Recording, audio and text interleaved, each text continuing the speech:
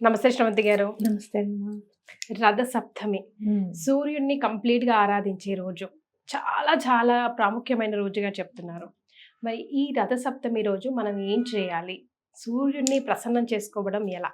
మరి సనాతన ధర్మము ఎంత గొప్పది అని అంటే ప్రకృతిని ఎప్పుడు కూడా మననం చేసుకునేటట్టు, మనతో పాటే ప్రకృతితో పాటే మనం కూడా నడుస్తూ ఉండి బాగా ఇన్వాల్వ్ అయిపోవచ్చు అనమాట ప్రకృతితో. మనం అంత చక్కగా ప్రతి పండగని మనకి అందించారు. అలాగే ఏదో అందించేశారా అన్నట్టే కాదు, ఏ మాసంలో ఏది చేయాలి, ఎవరిని పూజించాలి, ఎలా చేస్తే మనకి మంచి జరుగుతుంది అనేది చాలా వివరంగా చెప్పారనమాట. అందులో సూర్యుడు ప్రత్యక్ష దైవం, పిలిస్తే పలికే దైవంగా చెప్తూ ఉంటారు కదా.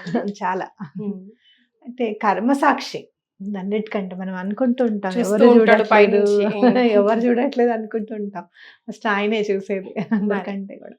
అంటే మనకి ఇక్కడ మాఘమాసము అని అంటే, మాఘము అని అంటే అసలు పాపం లేనిది అని అర్థం అనమాట.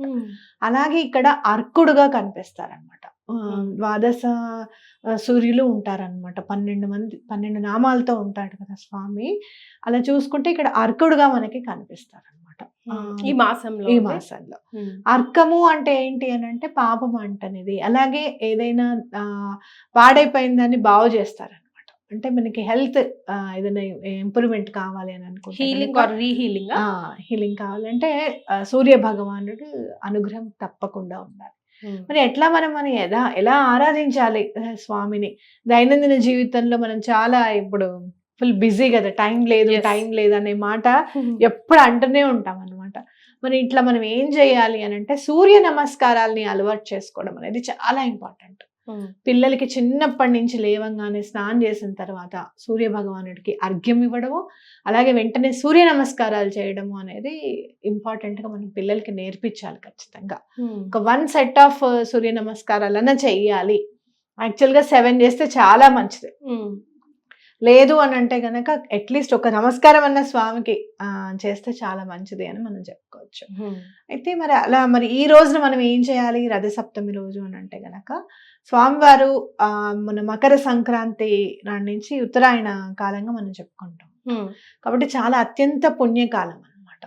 ఆ తర్వాత వచ్చే సప్తమి కాబట్టి దీనికి చాలా, అందులో మాఘమాసం నాడు వచ్చింది కాబట్టి స్వామివారికి చాలా విశిష్టంగా మనం పూజ చేసుకోవడానికి అనువైన రోజు అని చెప్పుకోవచ్చు. స్వామివారి రథం ఏంటి అని అంటే మీరు చూస్తే కనుక ఎక్కడ కూడా ఆగదు. ఎప్పుడు కూడా అలసట అనేది ఎవరికి లేదు అని అంటే సూర్య భగవానుడికి, చంద్రుడికి ఇటు సూర్యుడికే చెప్పుకోవచ్చు. అంటే సూర్య భగవానుడి రథానికి చాలా విశిష్టతగా ఉంటుంది. మనం చూస్తే గనక 7 గుర్రాలు ఉన్నాయి అని అంటాం. 7 నెంబర్ చాలా ఇంట్యూషన్ కి సంబంధించింది అనమాట. మీరు ఎవరైనా 7 నెంబర్ లో పుట్టిన వాళ్ళని చూడండి, చాలా నాలెడ్జ్ ఉంటుంది వాళ్ళకి. ఏ విషయం అయినా కూడా other side of the coin మాట్లాడగలుగుతారు అనమాట వీళ్ళు.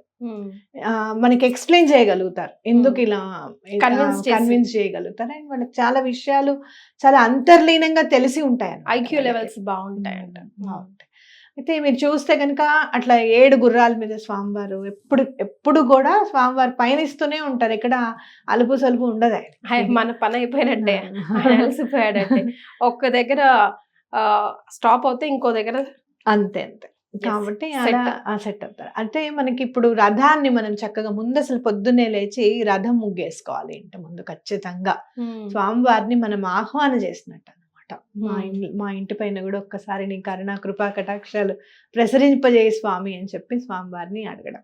అలాగే స్వామివారికి మనము బంగారం రథం గాని వెండి రథం గాని సమర్పించాలి అని ఉంటుంది అనమాట.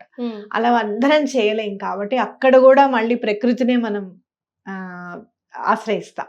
ఏం చేస్తాము, చిక్కుడుకాయలతో రథాన్ని తయారు చేస్తాం అనమాట. చక్కగా చిక్కుడుకాయలతో రథాన్ని తయారు చేసి ఆవు పిడకలతో మంటని జ్వాలను ప్రజ్వలింపజేసి దాని మీద చక్కగా కుండతో మనం గనక ఆవు పాలతో పరవాన్నం వండుకొని స్వామివారికి నైవేద్యం పెడితే ఎలాంటి అనారోగ్యమైనా కూడా దరి చేరదు మనకి. ముఖ్యంగా చిక్కుడు ఆకుల్లో పెట్టాలంటారు కదా, చిక్కుడు ఆకుల్లో నైవేద్యం పెట్టాలి.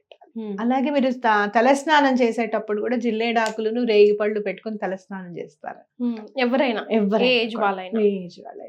ఆరోగ్యాన్ని ప్రసరింపజేస్తాయి అని ఖచ్చితంగా చెప్పుకోవచ్చు. మీరు అందులో అర్కము అని జిల్లేడాకుల్ని కూడా అంటాం మనం.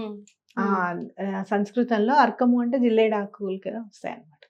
కాబట్టి అట్లా మనం స్వామివారికి చక్కగా ఈ కాస్త చేసుకుంటే చాలు. ఇదంతా చేయడానికి ఎంత టైం పడుతుంది మనకి? 1.5 hour పడుతుంది అంతే. ఎస్. అవునా కాదా? ఒక చిన్న కుండలో ఒక 4-5 పిడకలు కాల్చన్నా బయట బయట చక్కగా మనం చేసుకుంటే మనకి అన్ని బాల్కనీస్ అవన్నీ ఉంటాయి చక్కగా. మన ఇంట్రెస్ట్ మనం చేసుకోవాలి అనుకుంటే ఎలా అయినా చేసుకోవచ్చు అనమాట. అంతే. కాబట్టి అలా చేసుకుంటే చాలా మంచిది. ఎందుకు అనంటే సూర్యుడిని పూజించడం పిల్లలకి చిన్నప్పటి నుంచే నేర్పించాలి. ఎందుకు అనంటే ఆరోగ్య ప్రదాత. మీరు చూస్తే గనక విటమిన్ డి కూడా సూర్యుడి నుంచే తీసుకోవాల్సిందే మనం. ఎస్. అవునా? కాబట్టి ఆరోగ్య ప్రదాత కాబట్టి తప్పకుండా సూర్యుడిని పూజించడం అనేది చిన్నప్పటి నుంచే మనం అలవాటు చేయాలి. మన ఆర్థిక ఇబ్బందులు ఉన్నాయి అని అనుకుంటే గనక రథసప్తమి నాటి నుంచి మళ్ళీ రథసప్తమి వరకు బెల్లం నీళ్ళల్లో వేసి ఎర్ర పువ్వులు వేసి నీకు అర్ఘ్యం ఇస్తాను స్వామి, ఈ ఆర్థిక ఇబ్బందులన్నీ కూడా తొలగించు అని చెప్పి కూడా స్వామివారిని దండం పెట్టుకోవచ్చు అనమాట. నీళ్ళల్లో బెల్లము, ఎర్ర పువ్వులు మనకంటే రోజ్ ఫ్లవర్స్ ఫ్లవర్స్ ఎర్రవి చాలా బాగా దొరుకుతాయి కదా. ఎర్రవి చక్కగా మనకి తెచ్చేసుకోవడము. 5 పువ్వులు లేదండి మా దగ్గర ఒకటే పువ్వు అవైలబిలిటీ ఉంటుంది అనుకుంటే ఆ ఒక్క పువ్వు అయినా సరే వేసి స్వామివారికి అర్ఘ్యం ఇస్తే చాలా మంచిది. సో మరి being a spiritual healer again, మరి ఒకవేళ ఆరోగ్యం బాగా లేని వాళ్ళకి కానీ, లేకపోతే తరచూ సిక్ అవుతున్న వాళ్ళకి కానీ, ఎలాంటి ఆరోగ్య సమస్యలు ఉన్న వాళ్ళకి కానీ ఏదైనా స్విచ్ వర్డ్ కానీ స్విచ్ మంత్రం కానీ సజెస్ట్ చేస్తారా? సో దట్ ఈ రథసప్తమి నుంచి వాళ్ళు స్టార్ట్ చేసి బెనిఫిట్స్ ని పొందడానికి అనువుగా ఉంటుందేమో. Golden sun rise.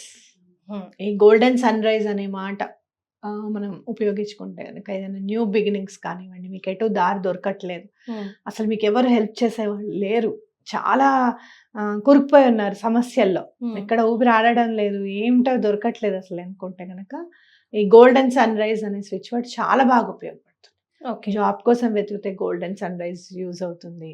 ఎక్కడన్నా ఆపర్చునిటీ కోసం యూజ్ చేయాలనుకున్నా కూడా గోల్డెన్ సన్ రైజ్ చాలా బాగా ఉపయోగపడుతుంది.